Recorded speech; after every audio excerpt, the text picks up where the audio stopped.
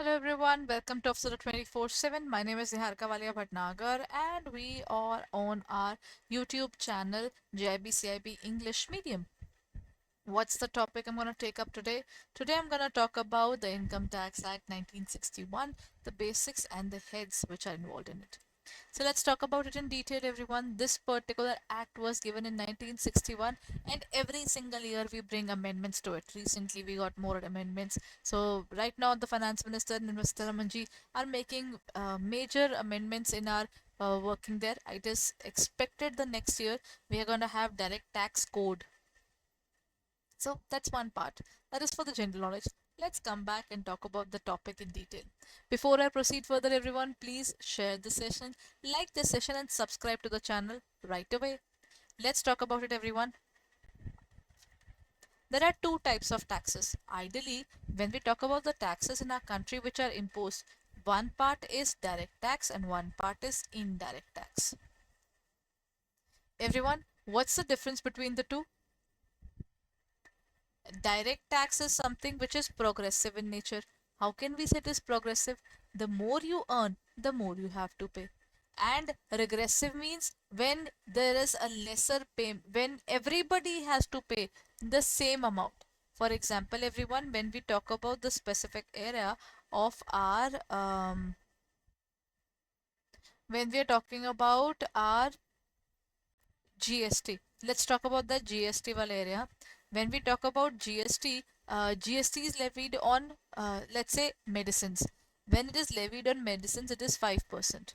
The point is, if we are paying 5%, the person who is buying that particular medicine and it is very costly on their pocket, they are also saying they're paying the same GST amount as I am and someone who is earning more than me. We all are paying the same amount of GST. This puts the same burden on everybody, but it is going to hit differently. The one who are having lesser money will face more problems. The one who is having sufficient money will face lesser problems. But indirect taxes does not differentiate on that basis. But in when we talk about direct taxes, it says whatever money you earn, even if you go through a loss, then even those losses can be recorded in the books of accounts.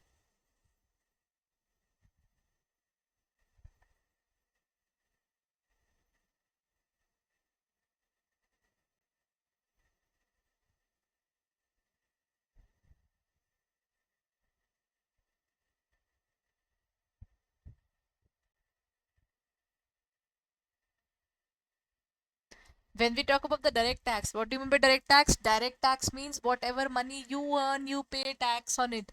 Direct tax is exclusively the tax which is linked with what? The money you earn, you pay tax exclusively only on that part. While indirect is basically where the seller collects the taxation on behalf of its buyers. है ना मतलब if I buy a pizza then the tax on it would be collected by my seller and he will deposit it with the government under GST. That is how we define the differences between the two. Let's look at the differences in the bookish language. Direct taxes are levied directly on the income. I earned salary and I have to pay on it, or wealth of the individuals or businesses. They are generally considered to be more progressive. They are more progressive in nature, meaning that there is more, the more you earn, the lesser is your TDS, lesser is your tax. Indirect taxes are basically the ones where they are typically collected on the business and passed away on consumers in their foreign prices.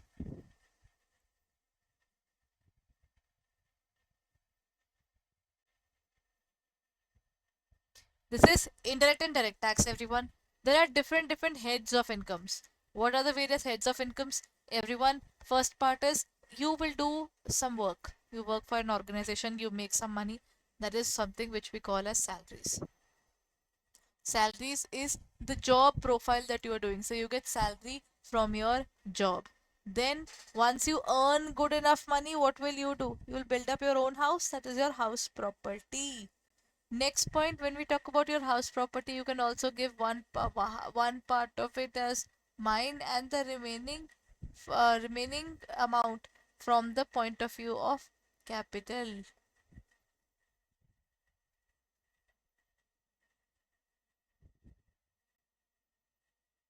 When we define the term salary is there, salaries is your income which you receive every single year, every single month.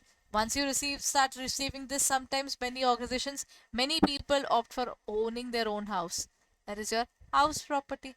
Once you generate your house property, the rental income, municipal taxes, everything covers under the ambit of Income Tax Act, and then that is something you should show in your books of accounts. Next part is business income, everyone. The income that is received by the business, है ना, that is the income from your sale or purchase of the courses, so then purchase of your sale of your practice paper, sale of your anything in that matter would be covered under the area of burning.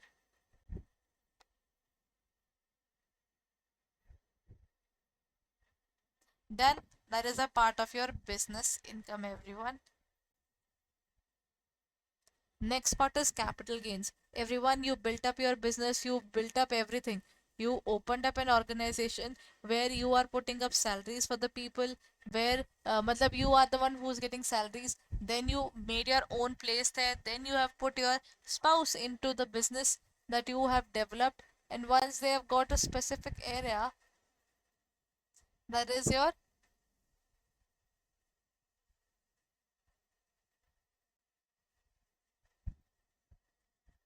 when we talk about the specific area of the capital gains are, if I sell an asset, or what do I do if I buy an asset. In both the cases there is movement of cash and the other element is also involved. That means income tax department also knew about it. The first part is module A, which consists of exclusively the basics of accounting.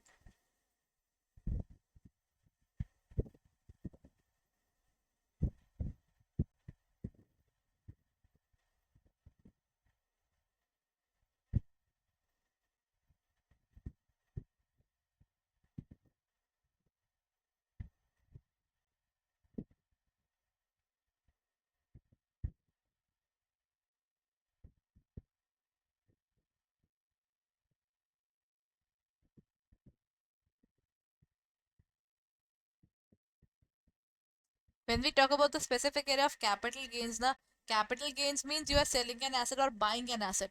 So capital gains is totally linked with that machinery that you possess, right? So the machinery movement is linked with this specific area altogether, everyone.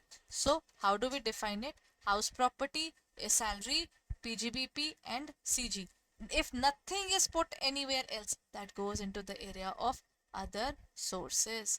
Other sources matlab the particular head which includes every other income other than this one.